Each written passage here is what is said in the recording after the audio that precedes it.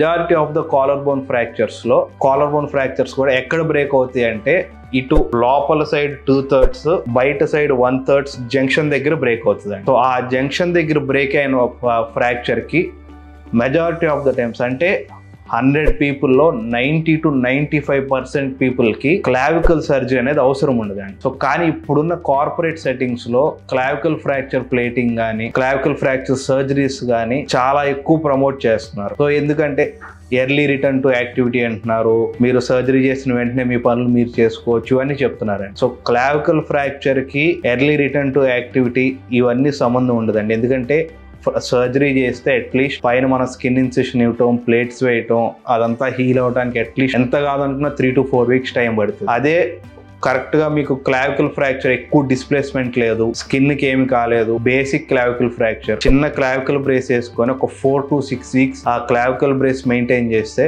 మీకు సర్జరీ అవసరం లేకుండా బోన్ అనేది హీల్ అయిపోతుంది.